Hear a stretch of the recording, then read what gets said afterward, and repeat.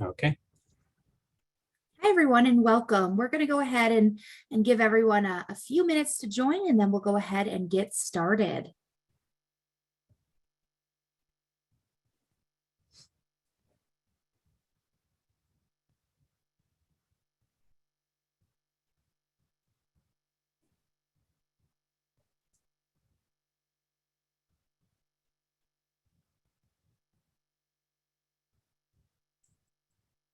Hi, everyone, and welcome. We're going to go ahead and get started in just a couple minutes to get everyone enough time to join the webinar.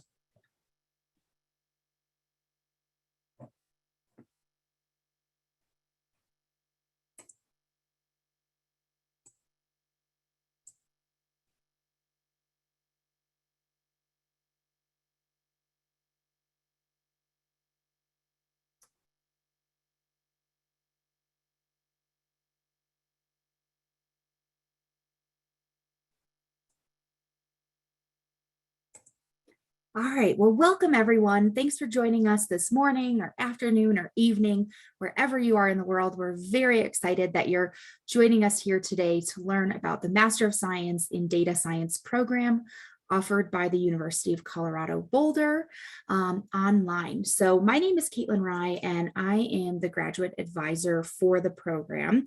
So I am there to really help you every step of the way as you navigate the courses and potentially starting your educational journey or continuing your educational journey. I'm here to help support you along the way and through this process. So I'm very happy that you're here today, and I'm very happy to be able to support you throughout your time in the program and beyond. So before we go ahead and get started, we'd love to see where you're all from today. So if you want to use that chat function at the bottom and just type in where you're coming from today.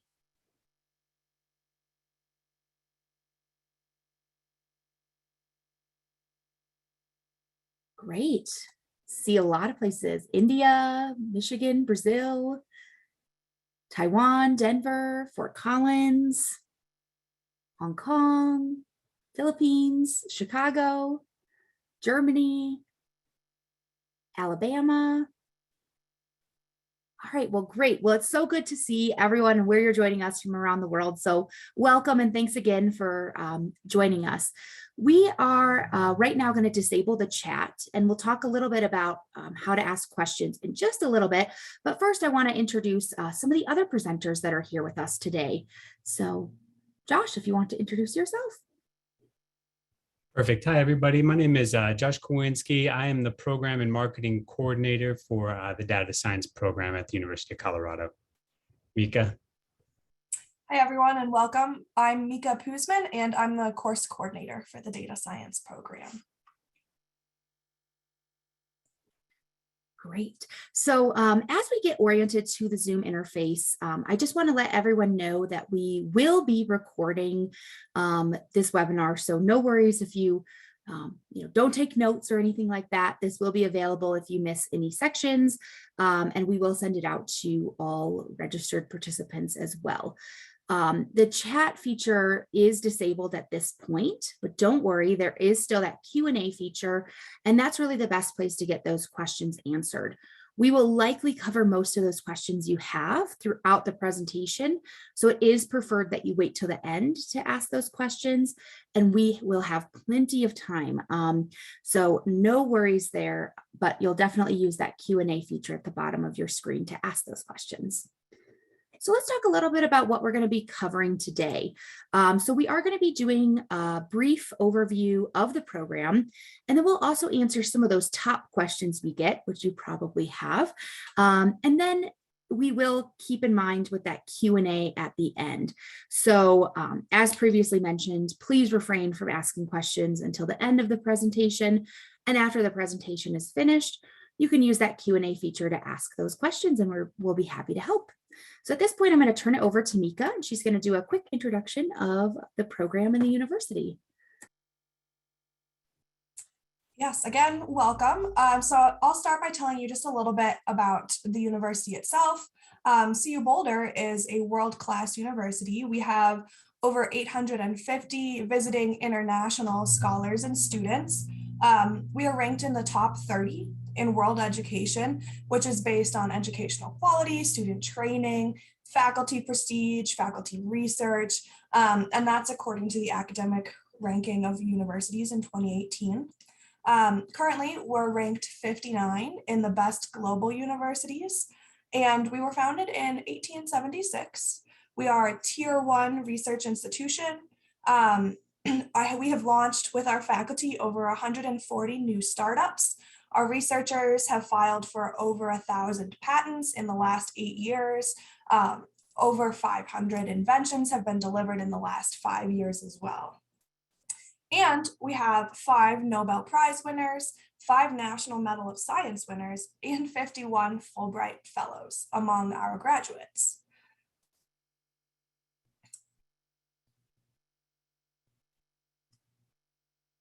Sorry, my Zoom froze for a second. All right, we're going to start by talking a little bit about the overview of the MSDS program on Coursera and what makes it so unique and different from other master's programs, even on Coursera or in general. So a traditional on-campus graduate program requires a long and rigorous application process. But our program, our online program, requires no application process. No GRE scores, no TOEFL, no IELTS scores, no letters of recommendation, and no application fee. All you have to do is prove that you have the skills and the background knowledge to get into the program and do the work, and you'll be admitted into our program regardless of your background, regardless of your previous majors, work experience, any of that.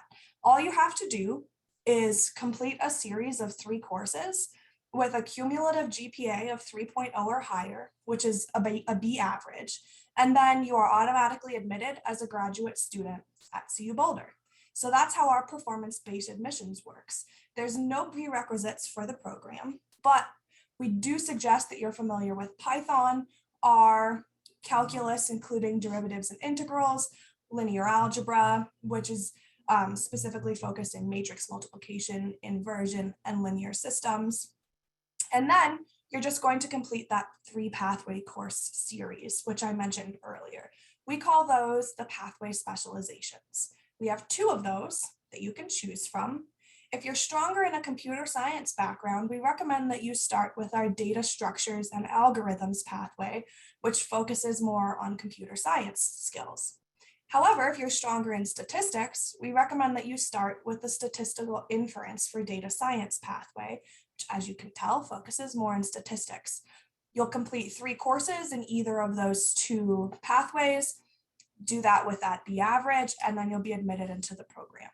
If you're not sure you're ready to start, you can preview any and all of those courses in the non-credit version before you start as well. And we'll talk a little bit about what that means a little later. The next thing that's unique about this program is the courses themselves. In a traditional program, residential usually, each course is worth about 3 credit hours. However, in our program, the courses are smaller and a little more focused. So we have science that shows that it's better to learn small chunks of information more frequently than trying to understand the complicated ideas all at once, which is why we've structured our courses in this way. So each of our courses is only 1 credit hour, and you can expect to spend anywhere from 5 to 8 hours per week on each class. The program as a whole is 30 credits in total, and the 3 credits you earn from your pathway courses that you take for admissions do count toward that 30 credit requirement. That means you've already completed about 10% of your courses after you finish the pathway. And even though the courses are shorter, the program is still covering the same rigorous content as an on-campus degree. You're going to gain technical competency in many areas of data science, including statistics, data mining, big data architecture, and machine learning. You're also going to get the opportunity to apply those skills in various areas through different electives. Coursera, the program we use, uses mastery learning, which ensures that you're going to understand the important concepts from one lesson before you move on to the next. This is a scientifically proven way of teaching that ensures you're actually able to understand the concepts before moving on to more complicated topics. Another thing that makes our program unique is the timeline. In a traditional program, there's usually 3 semesters, spring, summer, fall, and each semester is about 16 weeks long. However, our program runs 6 sessions per year, and each session is only 8 weeks long. Most students can take 3 classes per term, and they don't always need all 8 weeks to complete a course. Usually it only takes about 4 to 6 weeks to complete a course. But the program itself is self-paced, so you can go faster or slower if you want to. If you need a break, you can even take an entire session or 2 or more off. You only need to complete all 30 credits for the program within 8 years. Another thing that makes our program unique is how you pay for the program. Traditionally, students would have to pay for the entire semester all at once. This is usually a large bill, and they must pay up front.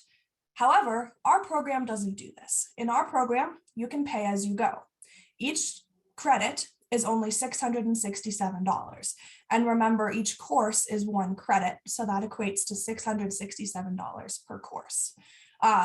That allows for maximum flexibility. So we also offer other payment options. You can pay online with a checking or savings account, US for no fee. You can pay with a credit or debit card for a small service fee. You can also use wire transfer via Flywire. And you can also read more about that on the finances page of our website. You won't get the course access until after we've received your payment and you complete all the onboarding steps. So you'll want to make sure you finish those steps quickly. And you'll also want to give yourself enough time to finish the course before the end of the session, even if there are some delays. And finally, the last thing that makes our program unique is what you receive through the program. In a traditional program, you can see those things listed on the screen that you will receive. And when you take our Coursera degree, you get the same diploma. So it's the exact same credentials as our on-campus students. There's nothing that says on the transcript or diploma mentioning online program. You'll get a fully accredited Master of Science in Data Science. And you are invited to attend commencement on campus at CU Boulder during your graduation term. Not required, but you are invited if you'd like. You also receive access to Handshake, which is a career services website that CU Boulder uses. It's a tool that you can use to network with fellow alumni. Employers post jobs on there, and there are also virtual employer events. You can get resume review services from VMOC, and after you graduate, you can join the Forever Buffs Alumni Association. Finally, our graduates online also apply the same policies that we would for residential students. So that includes things like course repetition, grade replacements, academic standing, and all of those sort of things. Finally, just by reducing the time commitment and the number of credit hours per course, you can really get that same degree as a residential student without the rigor and the intense 16-week commitment that traditional programs require. This program is really structured for maximum flexibility for all students in it, so you can really mold it to your timeline and however you need to do that to get your degree finished. We find that this is especially attractive to working professionals who might not be able to commit to a heavy course load for 4 months at a time. I'll pass it back off to Kaitlyn to talk about the student journeys. Great. Thank you so much, Mika. So as Mika mentioned, there's a lot of very unique things about this program and things that, we're really excited for you to kind of embark on that journey. So let's talk about a little bit about how all of this works, because it is a very unique program. So in general, all of the courses are online on Coursera. So if you want to just learn the content, you can take any non-credit classes there. With a monthly subscription to Coursera, you can watch videos, find readings, and complete the labs and assignments through the courses. If you'd like to earn credit from CU Boulder, you must upgrade from non-credit to the 4-credit version of the course. To do this, you would complete the enrollment form online and pay that tuition.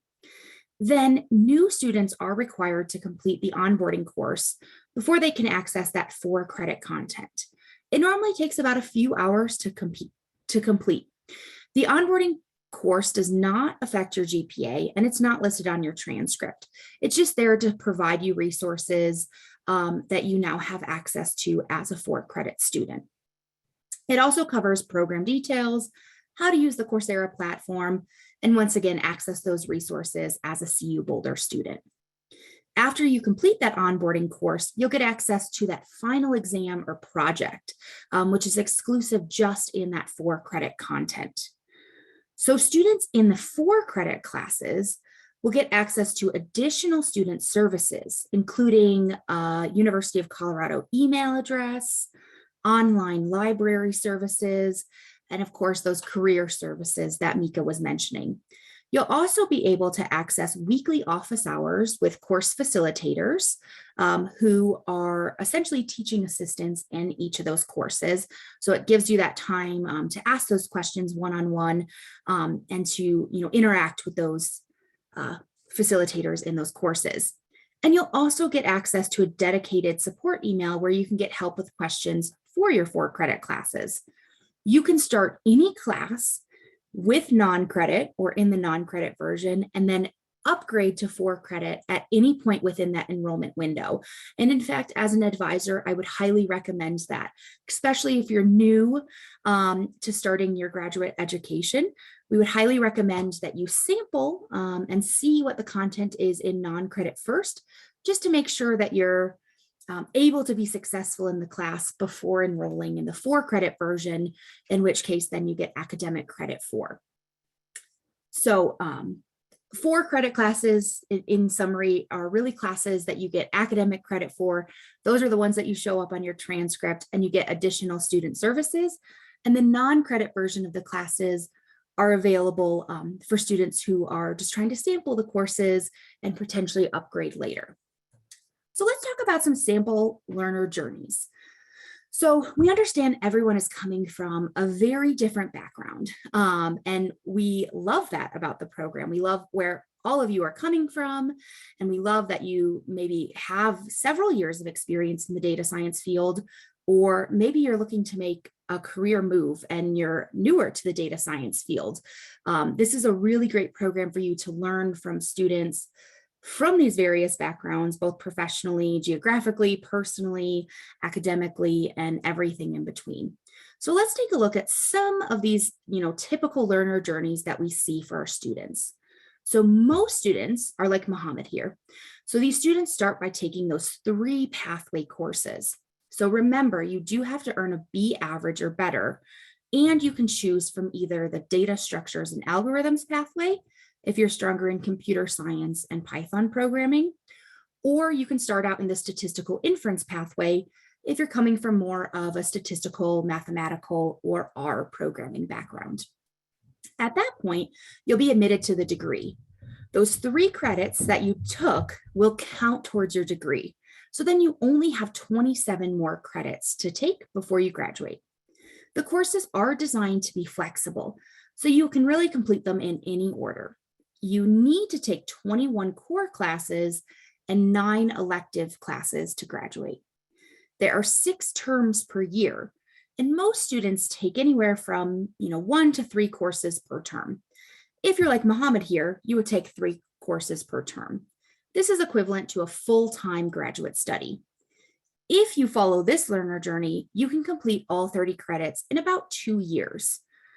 At $667 per credit hour, you'll have paid a total of just over $20,000 for your graduate degree, and you'll earn the same diploma as an on-campus student.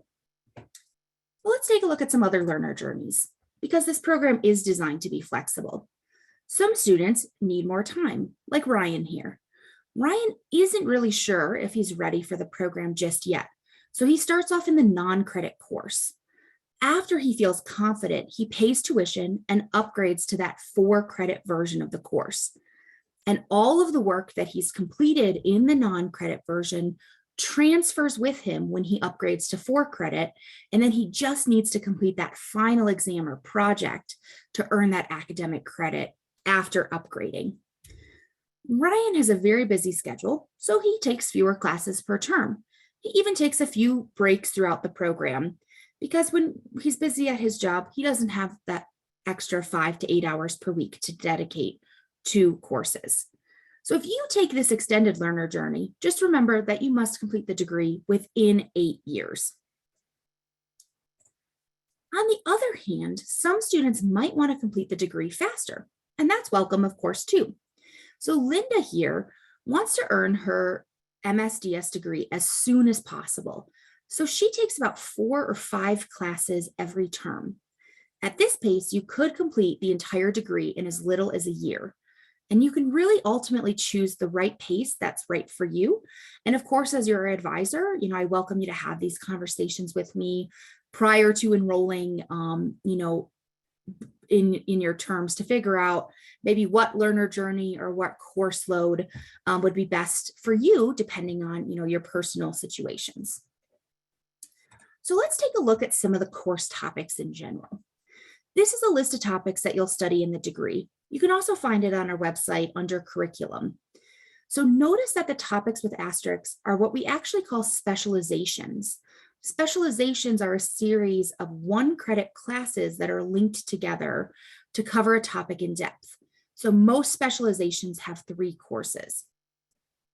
Those specializations build off each other for the courses, and you can take the courses at the same time, but really to be successful, we want you to take them in order because they really build off of each other in that way.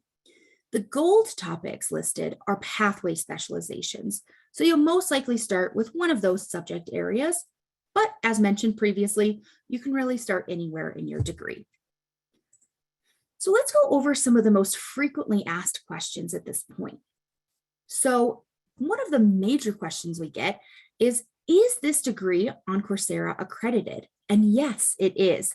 So the MSDS degree on Coursera is fully accredited by the Higher Learning Commission, otherwise known as HLC. And it's the same accreditation that our on-campus programs at CU Boulder receive. So you will receive that same diploma as our on-campus students, and there are no online designations on your transcript. You're doing the coursework that our on-campus students are, and you're earning the same degree. The other question we get, and this is a great question, is what if I don't have a STEM background? Or what if I don't come from a data science background? And, that's a great question. As I've mentioned, we have students coming from a variety of different pathways into this program.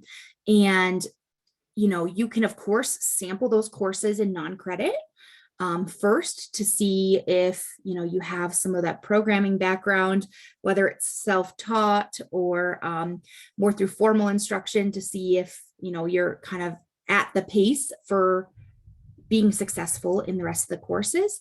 The other thing is we are launching some prerequisite courses that will really serve as that bridge to data science. So if you've had really no exposure to Python or R programming or some of the more advanced mathematical concepts that you'll need in this degree, we are offering these prereq courses offered just in non-credit, just to serve as that bridge and introduction. So that way you're successful not only in those pathway courses, but the rest of the program as well. So the intro R courses will be launched in the next few months, and there will be 3 R courses in a specialization. The intro to Python courses are planned for later this year, and we are launching the mathematical concepts courses, which will be available very soon as well. So if you don't come from a STEM background, you can still absolutely be successful in this program. And I would recommend taking some of these bridge courses once they're offered in the next couple of months. So the next question that we get is, can you transfer credits into the MSDS? So right now you cannot transfer credits from another university or campus to this program. Only courses affiliated with the MSDS on Coursera count towards that MSDS degree. This includes credits from CU Boulder's residential data science program. Another great question we receive is there financing for this degree? So right now we do not offer scholarships, and this program is not currently eligible for US federal financial aid. However, we have been able to greatly reduce the tuition rate. You may look at getting into private loans if that's a good fit for you. Most students get some type of employer or tuition reimbursement through their current workplace because employers really value the skills we teach. So we recommend that you first ask your employer if they're willing to offer tuition reimbursement for this program, and be strategic about your request. Your company will want to know that this is a fully accredited degree from CU Boulder, and you can explain this in your request. Be sure to give details about costs, timeline, and curriculum. Most importantly, outline how the skills and knowledge you'll learn in this program will benefit not only you, but also your company. So do you have to use data visualization in your daily work? Do you have a particular project in mind that could benefit from learning more advanced or recent machine learning topics? You really want to convince your employer that this tuition money will help them just as much as it helps you. So the next question is, do you need a student visa? So because this program is fully online, there's no need for a student visa. And in fact, we do not issue I-20 forms. So you'll be ineligible to receive a student visa because it is a fully online program and there's not a need to have a residential component as part of this program. So this also means that you will not be eligible for curricular practical training, CPT, or optional practical training, OPT, as part of this program. This is the best question that I get. So, who can I talk to if you have questions throughout your time in the program and while you're learning? The great thing is, as that 4-credit student, you have access to resources as a CU Boulder student. So you not only have an advisor, which of course I'm happy to help with course planning and making sure that you're set up for success in the program, but you also have course facilitators as part of your program as well. So if you have very specific content questions or assignment questions, we do encourage you to attend those weekly office hours with those course facilitators. And then the other thing we strongly encourage is to really use your best resources, your fellow students. Everyone is coming from a very diverse background, and everyone has different experiences with some of these data science topics. So we really encourage you to network and really get to know your fellow students. And there's a few things that we've built out in our program to make that networking and communication with fellow students pretty easy. So we want you to get to know other students through discussion forums in the classes and brainstorm together when you ultimately get stuck. So when you help your classmates, you not only strengthen your own knowledge, but you also really get to develop your professional network, which is helpful later on. You can join the course facilitators office hours in the 4-credit version of the class, and you can also connect with students and course facilitators on our Slack channel as well. So the next question we get is, what about those career outcomes? And that's amazing. We actually have our very first graduates of the program that will be graduating in just a few weeks. So these are students who finished the program within that first year of it launching. So we'll soon have career outcomes to share, but at this point, we're just going to share some CU Boulder graduation statistics. So in general, CU Boulder graduates have gone on to work at top companies like Amazon, Apple, Boeing, Disney, IBM, NASA, Twitter, the list goes on. And the median annual salary for data scientists in the US is just over $100,000. So that's almost double the average median salary in the United States. And with this very interdisciplinary degree, where you're learning, a wide range of data science topics, you'll be able to be set up for success, whether you're taking that next step in your career or whether you're looking for an entirely new career change. So we're very excited to see, where our graduates go on, and we'll have statistics very soon for that as well. So let's talk a little bit about dates and when you can get started. So now that you know a little bit about the program and hopefully you're pretty excited to get started in this journey, you're probably wondering when you can get started. So enrollment for our Summer 1 session is open right now. So it's open until June 10th, and it did open on Monday. Enrollment is open for those Summer 1 classes, which start on May 2nd and go until June 24th. So you are also welcome to start in the non-credit version right now, and just make sure you upgrade at any point within that enrollment window if you want to earn credit for that Summer 1 session. So also keep in mind, if you're not quite ready for the program yet, you want to sample some of those non-credit classes, I would highly encourage you, to start in those non-credit classes and upgrade once you're ready. So thank you everyone for kind of joining us. I know we went over a lot of information very quickly, but as promised, we're going to leave a lot of time for that Q&A. So this would be a really great time if you have any questions that weren't covered in this presentation to use that Q&A feature at the bottom, and we'll go ahead and start answering some of those questions.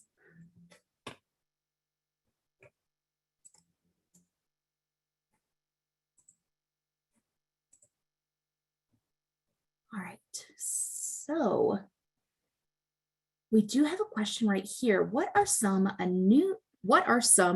new electives on the way? This is a great question, and I'm going to answer it, and then I'll kind of turn it over to Mika, and she might have some more insight too. But we are going to be continuously launching new electives. So right now we have 10 credits of electives that are available, and these are in topics in marketing analytics and HPC and like data structures and algorithms, communication, which is really important as a data scientist to be able to communicate to technical and non-technical people at a company and beyond. So those are some of the electives that are available right now. In terms of some electives that are being developed, at least for the next year, we will have courses in big data architecture. We will have natural language processing classes. We'll have some more in-depth machine learning topics such as supervised and unsupervised learning. Some more business analytics courses and other kind of marketing analytics courses. I'm not sure if I'm missing anything, Mika. Any other electives? Yeah, you about covered it. I do know that for the Summer 1 session, which is starting on May 2nd, we will have our third databases course, which is on advanced topics and future trends in database technologies. That is an elective that will be coming out on May 2nd. And we have our last 2 text marketing analytics courses that will also be coming out May 2nd. And then we do have quite a few faculty members who have decided to dedicate their summer to finishing developing their courses. So we're hoping to launch a large number of electives starting in the fall as well. Great.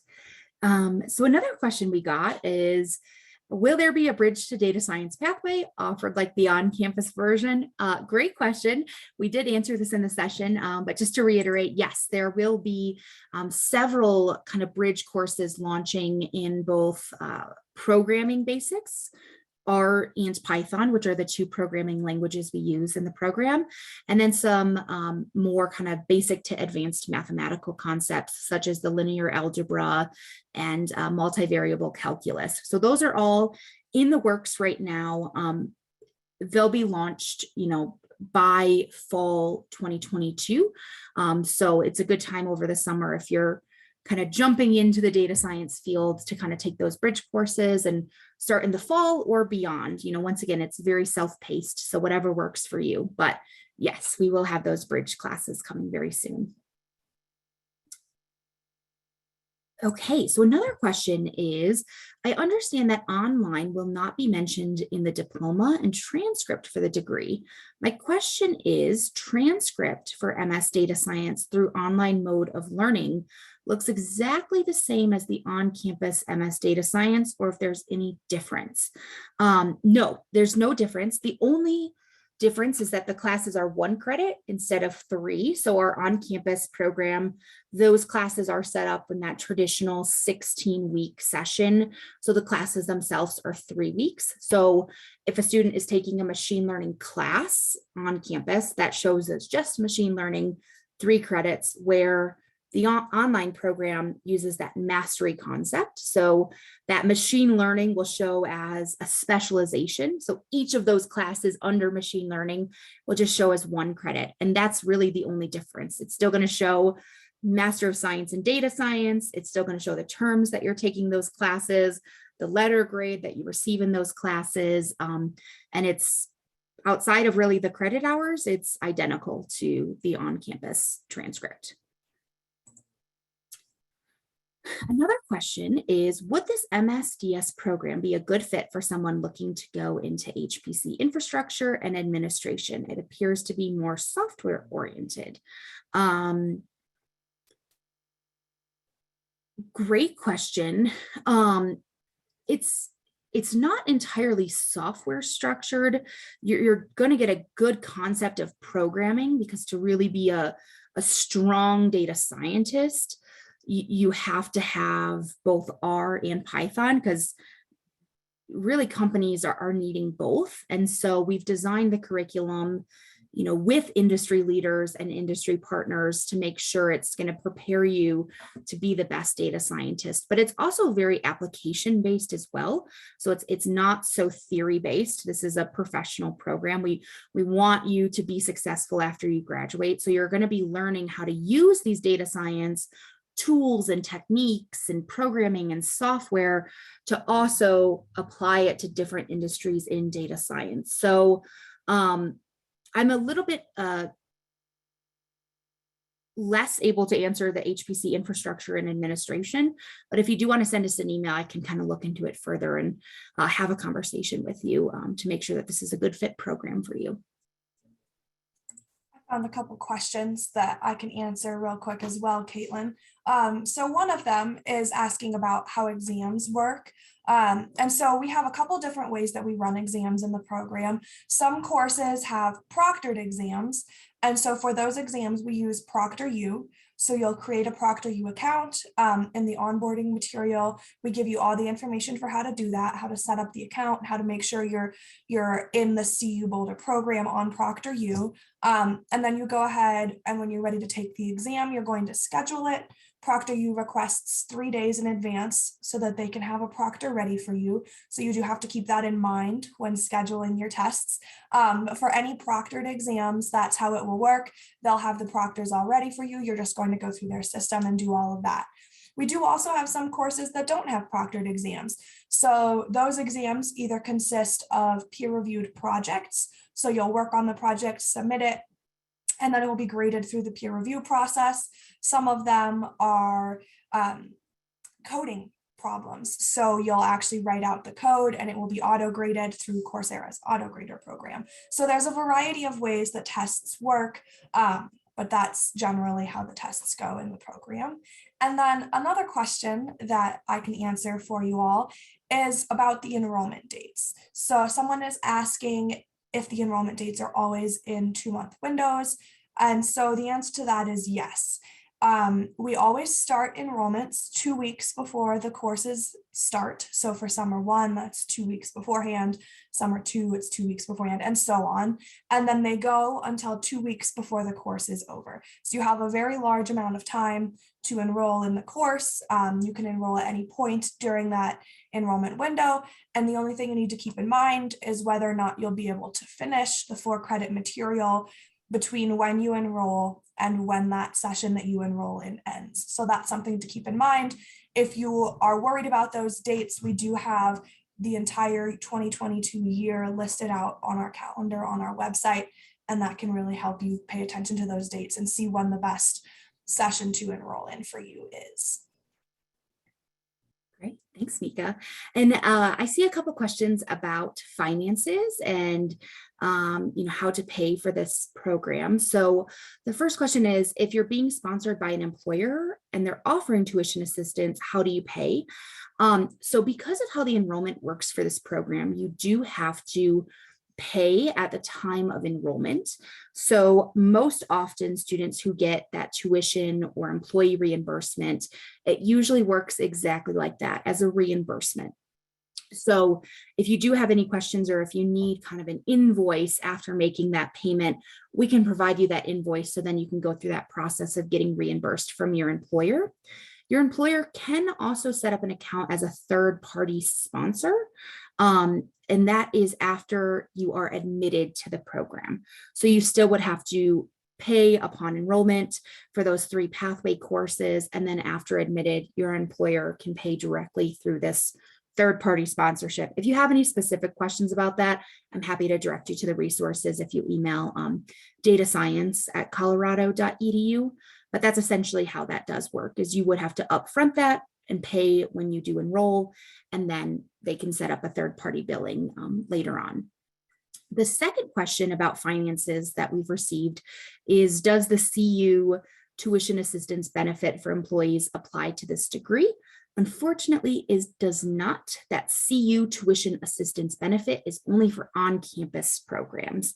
And so if you have questions about that, I would encourage you to reach out to the tuition assistance benefit office, but this program is not available for that CU tuition assistance benefit. A couple questions which I'll ask Mika actually is, are there opportunities to build relationships with faculty? So do they hold virtual office hours or collaborate in any capstone projects? Yes, so it depends on the course. We have a few faculty members who are really excited about the online program and really want to get to know their students there. So I have been working with a few faculty who are hoping to start holding maybe once a session, twice a session, office hours where they can sit down with students. You can ask them questions. They'll be similar to the course facilitator office hours, but with the faculty members. So we do have a few faculty interested in that, and we're working on getting that rolling. I do also know of a few faculty who are very active in the Slack channels. They've asked to be in those Slack channels, and they like to respond to students and answer questions there. So those are just a few of the ways that you can interact with them. And again, that's not all faculty. We do have some faculty who have simply developed a course for the program and are happy to let the course facilitators run it. So it really just depends on the course and the faculty member. But for the most part, they are really interested in the student success of their online classes as well. So yeah. Great. And Mika, I have another question for you too. Sure. Kind of similar. Are the courses given at a specific time of the day? And if so, how long are the lectures, and how many hours each week do I need to prepare for the course? Yes, so courses are not offered at any specific time. The courses are fully up to you, however you want to handle them. You basically are just going to go into Coursera, sit down, watch the videos, take the assignments, whatever your plan for that day is. We suggest about 5 to 8 hours a week is what it's going to take of work each week during the session in order to complete the course. So I'd say that's probably a good number to plan on, somewhere in there. Videos themselves range anywhere from 2 minutes to about 15. We try to keep instructors creating their videos at about 10 minutes, again, so that you have that smaller amount of content to really be able to process and learn. So on average, videos are about 10 minutes long. So you could watch them on the bus, on the way to work if you needed to, or anything like that. It's really flexible in that regard, but you don't have to plan on any specific time to be in the seat at the computer waiting for the class to start. You can take the videos and the assessments and even the exams, the final exams, at any time of day, whatever works best for you. Hopefully that answered all the parts of that question. I think it's it. Great. Thanks, Mika. I'm seeing some other funding questions, so I'm going to just kind of continue on with some of those funding questions. One of the questions we've received is, can people use the GI Bill funding for this? Yes, starting in fall 2022, we will be set up where you will be able to use the GI Bill funding. It is a little bit different than kind of a traditional kind of GI Bill funding, where you still will have to pay for that tuition up front at time of enrollment, and then you get reimbursed kind of through your student account. So I'm happy to answer questions for that. Just email that datascience@colorado.edu and we can kind of work through that. But the first session that GI Bill funding will be available is fall 2022. Another thing is, are study materials included, or should a budget be set aside for books, etc.? The great thing is there's no additional fees at all outside of that $667 tuition fee. So any study materials that you would need is provided in the course itself. So you do not need to set any additional fees for textbooks or anything like that. Everything that you'll need to be successful in the program and as a data scientist in general is provided in the course itself. The other question about funding that I see is can you pay for the credit partially and pay kind of along the program period? So you do have to pay when you do enroll in that 4-credit class. So at the time of enrollment, how you essentially upgrade from non-credit to 4-credit, or if you just start right off in a 4-credit, is we do have an enrollment page right on our website. We can link that to, I'll send it along in the chat and just right after this, but you'll enroll in the classes that you want. You kind of fill out your general information, and then you will be instructed to pay that $667 per tuition credit. So if you're enrolling in 1 credit at a time, you would have to pay that tuition before getting access to that 4-credit content. So there's not a payment plan for that. However, you can pay and enroll in classes at different times within that 8-week session. So if you want to start 1 class now and kind of start it once it starts on May 2nd, you can enroll now, pay for that now, and then start. And then if you're like, okay, I'm ready to kind of make another payment and enroll in another class, you can enroll in a 2nd class within that enrollment window, as long as you're able to also complete that class by the end of the session. So not a payment plan, but there are some options for enrolling at different times. Got a few questions again about what goes on in the courses themselves once you're in the program. So I'll start with modes of assessment. I talked a little bit about final exams and how those work. Similarly, assessments throughout the courses are varied based on course. A lot of time we see quizzes, sometimes multiple choice, sometimes free response. You can get coding assignments, which again are graded through the auto grader, and we also have peer review projects. So it really depends on the course material, what the instructors thought fit best to assess your skills on that course material. But those are the 3 general assessment types that we see. So that's how assessments work throughout the courses. And then the second question that I have here is about live sessions or mentoring sessions. So I think this is a good time to talk about course facilitators a little bit more. We have a slew of course facilitators. They are similar to teaching assistants in what you would find in a residential program, but they are there to answer all sorts of questions you have as a learner. So they hold office hours every week, and those are live sessions. So you hop on a Zoom call with them and you're talking sort of face-to-face through that Zoom call. You can ask any questions you have about material, about quizzes, if you want to discuss how you did on a quiz and maybe get feedback on that, they can help you with that. But they are really there to help you learn the material and answer any questions you might have. So they're happy to help walk you through problems if you need that, those sorts of things. That's what their job is, and that's what they're there for. And similarly, if you want to walk through auto grader questions that you have, they're there to help you with that. So course facilitators are a fantastic resource. You can email them, you can hop on those Zoom calls, you can post in discussion posts on the courses in Coursera themselves. Course facilitators monitor those. So all sorts of ways to get in contact with them, and they are a super helpful resource.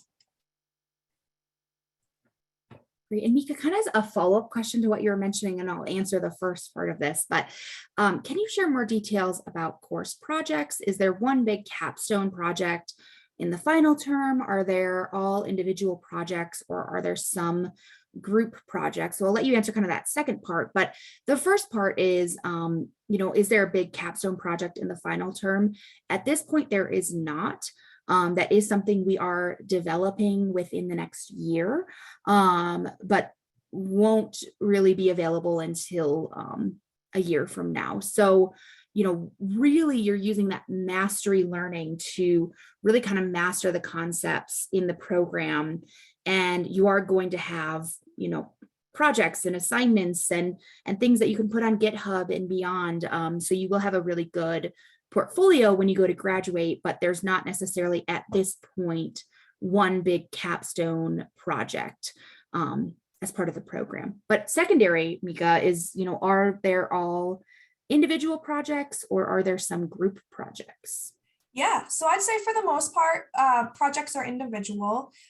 We don't have any where you're assigned a group and you sit down and work together in that group in any way. You are allowed, again, to go onto that Slack channel and sort of network with other students. That's a really great place if you're like stuck on something, to maybe set up a study group, in which case then you can work with students. We do ask, though, that you keep in mind the university policies on coursework, right? You don't want to be submitting the exact same project as another student. You really want to keep that academic honesty in mind, but you are encouraged to work with other students to get through the courses. We really do want you to do that, but at this point, there's no designated group projects. They're all individual. Great. I've seen a few questions coming through too about resources if you are local. And so you do have access to, online library services and, online career services, and some of those services that would be available whether you're local or not local to Boulder, Colorado. In terms of coming to campus, you are welcome to, of course, come to campus for graduation. That is something that we're, very excited to celebrate with you and your accomplishment for, pursuing a graduate education and for, completing your master's degree. So that would be something that you're able to come to campus for. There will also be some other kind of events with the on-campus MSDS students in the fall. So you're welcome to come to those designated events. But in terms of like accessing library, like in-person library after hours, you do not get a student card as part of this program.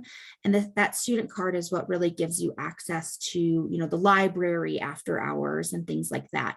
And so that's not available as part of this program, but there's a lot of other resources and still ways to, engage with the on-campus students through some, designated professional events, and then of course graduation. So definitely, if you're local, we have lots of other students who are also local and available to kind of commute to campus. But there's some events that you can definitely attend. So I have a couple other questions, and we have about 5 minutes left. So I think we'll be able to get through the rest of these. But if you do have any last minute questions, I would definitely encourage you to put them in now so we can kind of get through most of them in the next 5 minutes. So another question is, how similar are the final projects or exams to the Coursera material? So this is probably for you, Mika.